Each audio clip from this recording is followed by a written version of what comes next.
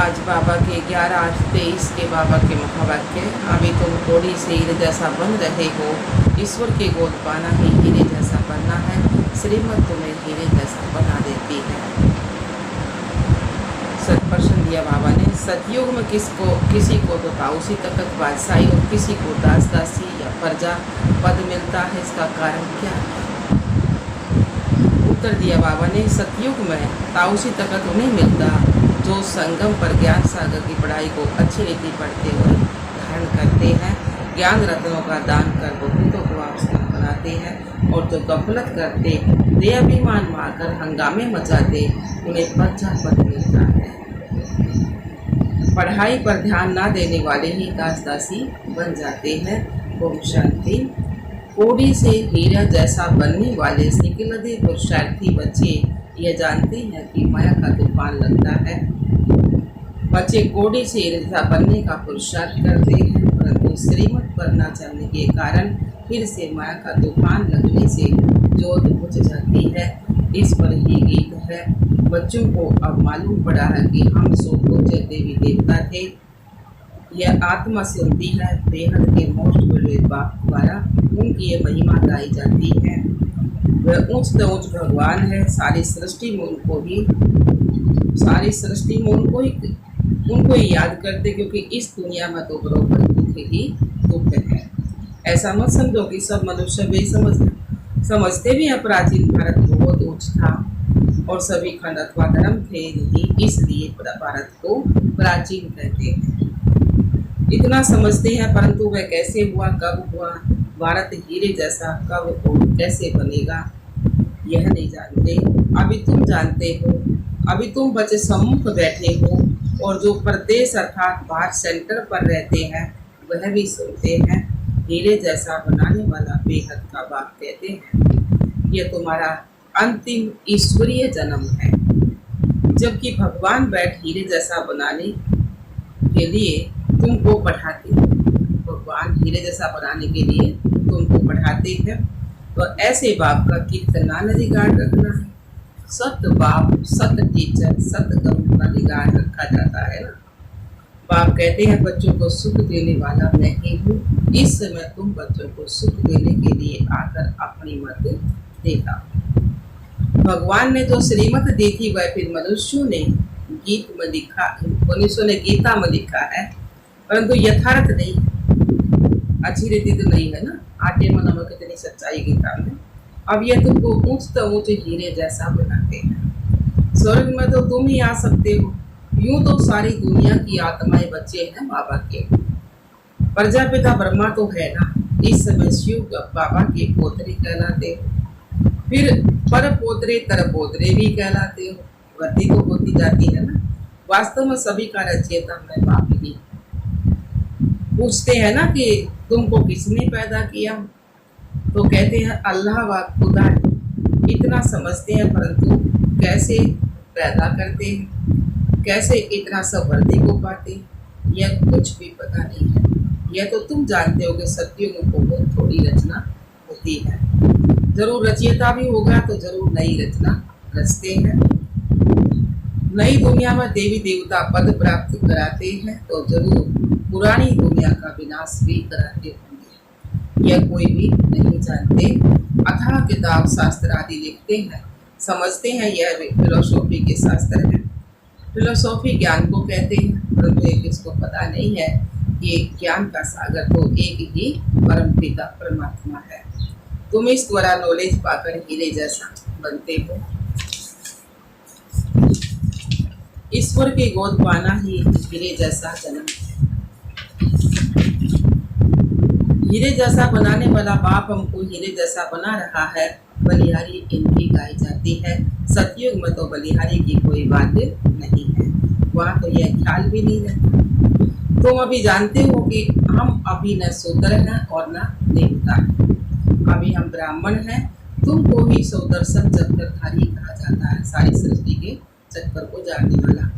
कमल फूल समान तुमको यहाँ ही बनना है। यहाँ है पुरुषार्थ और सतयुग में है प्रारब्ध। ऐसी बातें दुनिया में कोई भी नहीं जानते। बाप कहते हैं माँ ने तुमको तुच्छ बुद्धि बनाया है, तुम हीरे जैसे देवी देवता थे। पहले तुमको पता नहीं था, दुनिया में तो अनेक मतें। कोई क्या कहते हैं, कोई क्या कहते हैं। कोई कहते हैं मनुष्य मरते हैं फिर नए पैदा होते हैं। कोई कहते हैं जैसा संकल्प करते वैसा बन जाते हैं। अनेक प्रकार की मत वाले। तुम हो श्रीमत पर चलने वाले। श्रीमत से तुम्हारी भी श्रेष्ठ मत बनती है। तुम ही जानते हो, सब तो नहीं जानेंगे। बल कोई लखपति पदमपति है, परंतु इस ज्ञान में आना बड़ा मुश्किल है।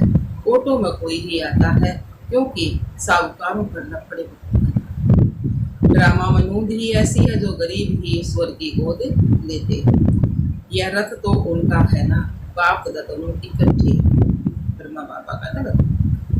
तो ये तुम ही समझते हो, निराकार भगवान को अपना शरीर नहीं है तो जरूर लोन पर लेना पड़ेगा। शरीर लोन पर लिया ना बाबा का, ब्रह्मा बाबा का, तब तो भगवानुवाच हो ना। श्री कृष्ण भगवानुवाच तो नहीं हो सकता, उनको तो झट सब जान लेते हैं। और यह है निराकार, इसलिए इनको कोई जानते नहीं। आजकल बहुत मनुष्य वेश बदलकर कृष्ण का रूप धारण करते हैं और पैसा कमाते हैं। तो बाबा ने कहा सब माया के मुरीद बन गए हैं, अभी तुम ईश्वर के मुरीद बनते हो। कोई तो 100% ईश्वर के मुरीद बने हैं, उनकी शरण ली है, बाकी सब माया की शरण में फंसे हुए। बाबा ने समझाया है, खास भारतवासी सब 100 वाटिका में। सारी दुनिया ही लंका है, सारी दुनिया में सब में 5 विकार है। उन्होंने तो शास्त्रों में हृदय की बातें लिख दी हैं। बेहद का बाप बेहद की बातें सुनाते हैं। तुम जानते हो कि अभी हम ईश्वर की गोद में हैं, फिर हम नई दुनिया के मालिक देवी देवता बनेंगे। वहाँ तो माया होती नहीं है। सूर्यवंशी चंद्रवंशी बड़े साहूकार होते हैं। फिर जब वैसे वंशी बनते तब हीरे जवाहरात के मंदिर बनाते हैं। पहले पहले तो जो हीरे जवाहरात के मंदिर बनाते हैं वे ऐसे महलों में रहते हैं, इसलिए कहा जाता है कि भारत हीरे जैसा था। अब तो बॉडी मिसल है, यह है ही पति देवी। भारत ही सचखंड पावन था, भारत ही अभी पति कथन है। भारत को अभी हम पावन नहीं कहेंगे, अभी हम पावन बन रहे हैं। वह तो है ही संपूर्ण निर्विकारी। कृष्ण की कितनी भारी महिमा है, उनको झूले में झूलाते हैं, परंतु उनकी बायोग्राफी को कोई जानता नहीं है। तुम जानते हो भी कलयुग है, भारत ही सतयुग था। बरोबर 84 जन्म भारतवासी ले सकते हैं। तुम जब अच्छी रीति समझाते हो तो मान लेते हो, अच्छी रीति समझाते हो तो मान लेते हैं। इस ईश्वरीय गोद से भारत हीरे जैसा बनता है। यथा राजा रानी तथा प्रजा, प्रजा को भी हीरे जैसा कहेंगे ना सत्योग। अभी यथा राजा रानी तथा प्रजा कोडी मिसल है। अब हीरे जैसा बनाने वाला बाबा आया हुआ है तो पूरा पुरुषार्थ करना है। हीरे जैसा बनाने वाले बाप से ही पूरा योग लगाना है। तुम जानते हो शिव बाबा से हम वैकुंठ का मालिक बनते हैं। पढ़ाई पर ही सारा मदार है, पढ़ाई का ख्याल तो सबको करना चाहिए ना।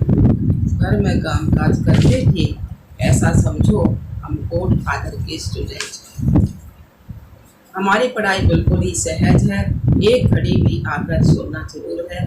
पॉइंट्स ऐसी अच्छी अच्छी निकलती है जो कोई समय अचानक ही किसको दिन लग जाता है।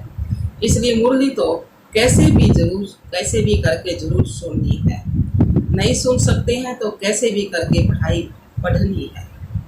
प्रबंध हो सकता है, पहले तो एक हफ्ता अच्छी रीति समझना है, फिर नई नई पॉइंट समझने के लिए पढ़ना भी जरूर है। बाबा पढ़ाते रहते हैं, पॉइंट्स निकलती रहती हैं। बोर्ड पर भी लिख सकते हो कि बहनों और भाइयों आओ तुम सबको इस सहज ज्ञान और सहज राजयोग से हीरे जैसा बनावे। तुम्हारे पास तो चित्र भी सब है, उन पर समझाना बहुत सहज है। जैसे छोटे बच्चे को खिलौने दिखाकर बताया जाता है, पढ़ाते हैं, यह हाथी है, यह ऐसे ऐसे करता है, यह ऊंट है। तो मनुष्यों को भी परमात्मा का पता नहीं है। नहीं ये जानते हैं कि वह क्या करते हैं। उनके कर्तव्य को न जाने तो बाकी महत्व क्या रहेगा। तो चित्र पर समझाना होता है, यह परम पिता परमात्मा शिव है। वह यह हीरे जैसा बनाने वाला है। इनसे वर्षा मिलता है ब्रह्मा द्वारा। ब्रह्मा कुमार कुमारियों को शिव बाबा पढ़ाकर ऐसा देवी देवता बनाते हैं। पढ़ाया है तब तो हम समझा सकते हैं ना। आगे नहीं जानते थे, पहले नहीं जानते थे, फिर परम पिता परमात्मा आकर पढ़ाते हैं। समझानी तो बड़ी सहज है कि भारत हीरे जैसा था, अब कोड़ी जैसा है। अब तुम सचखंड के लिए सच्ची कमाई करो।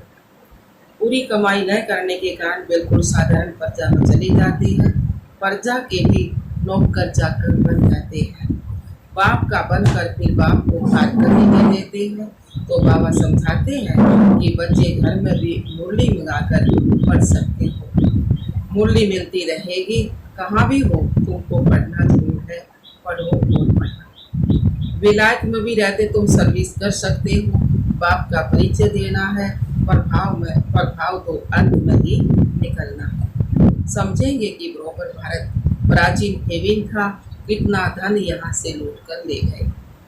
सतयुग में चैतन्य में सारी सृष्टि के तुम मालिक बनते हो, यानी राज्य करते हो। फिर भक्ति मार्ग में जड़ चीतरों को एक कोठरी में बंद करके रखते हो, यादगार बनाते हो। पूजा का सामान भी हो तो चाहिए ना। अब तुम सब कुछ जान गए हो कि हम सब गुज्जे थे, अब पुजारी बन गए हैं। गुज्जे से पुजारी बनने में हमको कितना समय लगता है। कैसे मंदिर बने हैं, हमने ही तो मंदिर बनवाए हैं। हमने अपने जड़ चित्र बनाकर अपनी ही पूजा शुरू की। कितनी वंडरफुल बातें हैं। तो बाप समझाते हैं बच्चे अब कोई गफलत ना करो। देह अभिमानी बनने से ही तुम हीरे जैसे बनेंगे। देह अभिमान में नहीं आना है। देह अभिमान में आकर बड़े बड़े हंगामे मचाते हैं। वो अपनी ही सत्यानाश और औरों की भी सत्यानाश करते हैं। एक ही ज्ञान सागर से कोई तो पढ़कर ताउसी तख्त पर बैठते हैं और कोई दास दासी बनते हैं। देखो लक्ष्मी नारायण सौरभ के बादशाह थे। कितनी उनकी महिमा पूजा आदि होती है, मंदिर बनाते हैं। अब तुम जानते हो कि हम फिर से सूर्यवंशी लक्ष्मी नारायण बन रहे हैं।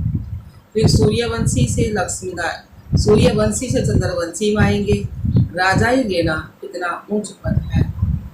पुरुषार्थ ऐसा करना और कराना है। अगर कराना नहीं जानते तो गोया पुरुषार्थ करना ही नहीं सीखे हो। आप समान नहीं बना सकते हो तो राधा रानी भी नहीं बन सकते हो। अविनाशी ज्ञान रत्नों का दान करना है। यह नशा बहुत खोरों को रहता है। देही अभिमानी हो रहने से खुशी का पारा चढ़ेगा। मम्मा बाबा को देखो कितने ख्यालात रहते हैं। बाप को तरस पड़ता है कि इस बच्ची को मार मिलती है तो कैसे बचाया जाए। एस्लम देने में कितने हंगामे हैं। सर्वशक्तिमान शिव बाबा द्वारा भारत को हीरे जैसा बनाने की लॉटरी मिलती है। यहाँ तुम सब सुनते हो, अच्छा लगता है। बाबा डोज चढ़ाते रहते हैं। बच्चों को कदम कदम श्रीमत पर चलना चाहिए। अच्छा जी बाबा। मीठे मीठे सिकलदे बच्चों पर भी माता पिता बाप दादा का याद प्यार और गुड मॉर्निंग। रूहानी बाप की रूहानी बच्चों को हम रूहानी बच्चों की रूहानी बाप दादा को याद प्यार गुड मॉर्निंग, नमस्ते नमस्ते नमस्ते। हम बाबा के बच्चे सदा रहते हंसते और शादे। शुक्रिया मीठे बाबा, शुक्रिया बाबा। धारणा के लिए मुख्य सार पहला पॉइंट है सुख देने वाले बाप टीचर सतगुरु का रिगार्ड जरूर रखना है। उनकी श्रीमत पर चलना ही उनका रिगार्ड है। दूसरा पॉइंट है घर का काम काज करते स्वयं को गॉड फादर का स्टूडेंट समझना है। पढ़ाई पर पूरा ध्यान देना है। मुरली मिस कभी नहीं करनी है। सचखंड के लिए सच्ची कमाई करनी है। वरदान दिया बाबा ने पास्ट प्रेजेंट और फ्यूचर को जान मायाजीत बनने वाले मास्टर तिरकारदर्शी भव। पास्ट प्रेजेंट और फ्यूचर को जान मायाजीत बनने वाले मास्टर तिरकारदर्शी भव। सार दिया बाबा ने जो बच्चे तीनों कालों को जानते हैं वे कभी भी माया से हार नहीं खा सकते, क्योंकि वर्तमान क्या है और भविष्य में क्या होने वाला है, दोनों ही त्रिकालदर्शी आत्मा की बुद्धि में स्पष्ट रहता है। क्या हूँ और क्या बनने वाला हूँ, वर्तमान और भविष्य दोनों का उन्हें नशा रहता है। उसी नशे की खुशी में उड़ते रहते हैं, इसलिए उनके पांव धरनी से ऊंचे होते हैं। वह देह और देह के संबंध, देह की पुरानी पदार्थों की आकर्षण में नहीं आते। स्लोगन दिया बाबा ने, जिनके पास सरलता का गुण है उनके लिए संगठन में चलना बहुत सहज है। जिनके पास सरलता का गुण है उनके लिए संगठन में चलना बहुत ही सहज है। अच्छा, ओम शांति। ओम शांति।